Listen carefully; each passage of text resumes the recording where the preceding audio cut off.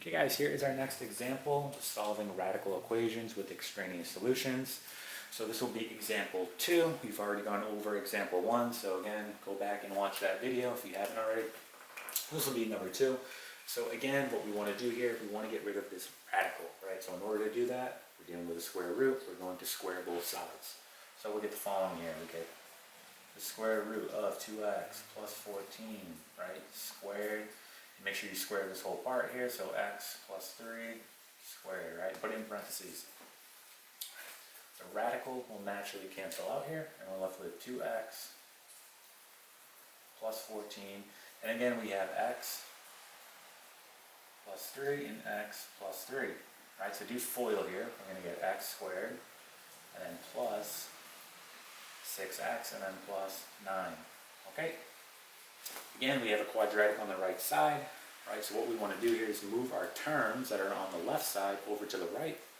And essentially what we'll be doing is solving for the zeros at that point. So we're going to minus 2x minus 14 minus 2x minus 14. Okay, it cancels, we're left with 0 equals x squared plus 4x, and then we're going to get minus 5 here. Okay? So again, you can maybe do this in your head when you go to factor it, or maybe you need something more visual, so you can use the AC method here if you'd like. Okay, you may not have to, that's fine. If you use the AC method, remember it's just going to be a times c, which in this case is 1 times negative 5, so negative 5. And again, this is going right back to the quadratic equation, which is ax squared plus bx plus c. Alright, so a times c is negative 5. And then you say to yourself, well, what two numbers when I multiply will be negative 5, but add up to my b value, which is 4. Okay? Well, that's going to be 5 and negative 1, right? So those are our values we're going to use. We're going to get 0 equals, and we're going to have x plus 5, and then x minus 1. Okay? Take your factors, set them both equal to 0, so you have x plus 5 equal to 0, and x minus 1 equal to 0. Okay? Solve for both of them, and we get x equals negative 5, and x equals positive 1. Okay?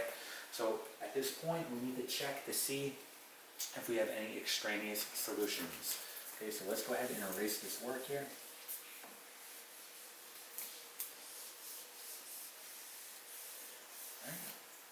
And in order to do that, we're going to plug it back into our original equation. So let's check, let's try number negative 5 first. All right, so let's do it in a different color. So when we do this, 2 times negative 5 is going to be negative 10, right? Negative 10 plus 14 will be 4.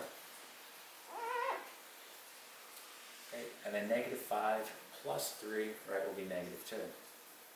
Now, careful here. Again, we went over this in the first example. You see the square root of 4, you may be thinking plus or minus 2. However, right, go back to your parent function of a square root, which is going to be the following, right? Here's the square root of x. Notice our domain and range. Our domain is going to be all numbers greater than or equal to 0, and our range is going to be all numbers greater than or equal to 0. Notice what happened here. We had a horizontal shift, right, to the left 14, and then this is going to be a horizontal compression. Now think about how that's going to change the domain and range, right? Well, think about it. Okay, so our range is going to be unchanging here, right? Our range is still going to be all numbers greater than or equal to 0.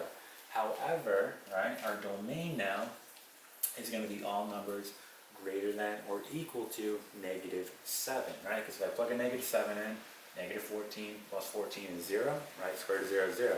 If I go beyond that though, if I go past negative 7, I plug in a negative 8, I'm going to be dealing with an imaginary number here. So again, we have a domain now that's going to be all numbers greater than or equal to negative 7, and our range stays the same, okay, which is going to be all numbers greater than or equal to 0. So look what happened here. We plugged in a negative 5, our x value, right, and we returned, right, a positive 2.